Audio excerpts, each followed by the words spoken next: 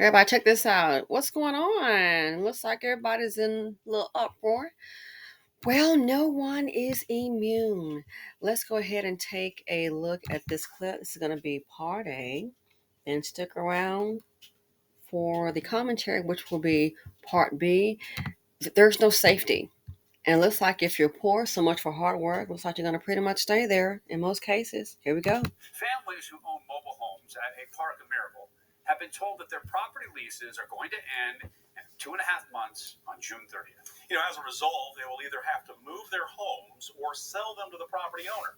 6 on Your Side consumer reporter Don Dare talked with about a dozen park residents who were caught off guard by the notice done. Well, they sure were, Bo, and they are scared. Imagine you own your mobile home and you've lived in the property for 10, 20, or 30 years. But now everything has been turned upside down with a notice to vacate, ending your lease agreement. So you have to find a new community, you have to pay someone to move your trailer, or you can sell it. Those are the alternatives for about a dozen families in Blount County. How many of you have received notice that you have to vacate the park? All of you. These homeowners and others have some tough decisions to make. They live at the Thornhill Mobile Home Community in Maryville.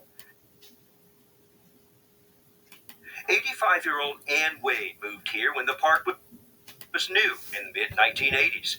2 weeks ago, she and others who owned their trailers received this expiration of lease and notice to vacate. The park owner saying in the letter, either leave or sell your home. Day before Easter Sunday, and told us to get out, vacate the premises, or sell me properties. I don't have nowhere to go.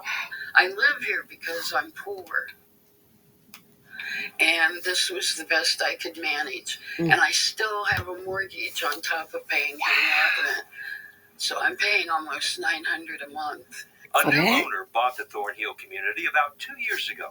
Residents say lot rent was $150 a month back then. Today, it is $450 a month. This was my first home I ever owned. And it's sad. Because, like everybody else, we can't afford to move them. How much would it cost you to move your mobile home? Not $2,500. I don't have that kind of money. I get a once a month check, and mine's at $840. David Tate says he asked the park owner about options. He said the letter is specific. He said either move your trailer or sell it to management. For some homeowners, there are multiple generations living in the park. My mom, my sister, my uncle, and everybody, including me, is having to move, so I don't know where I'm going to go. I don't know what I'm going to do at that point in time. The biggest thing that I can see, these trailer parks don't want these old trailers. It's very hard to find a place to put a trailer if you had the money to do it. It's terrible. There's people dying with cancer here. My mother can't even walk.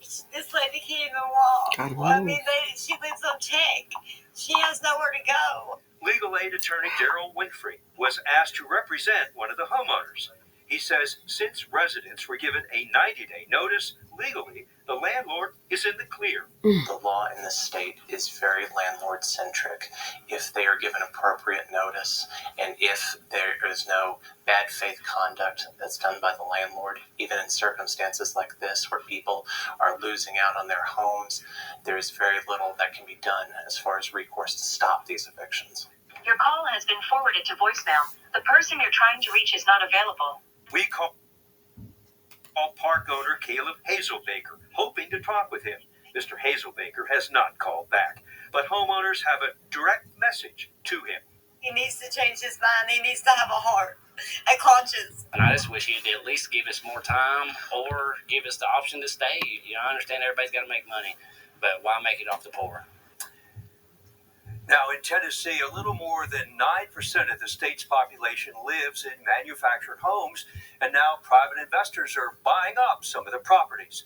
The independent Lincoln Institute estimates that about 1/5 of manufactured housing communities across the country have been purchased by investors in the previous 8 years.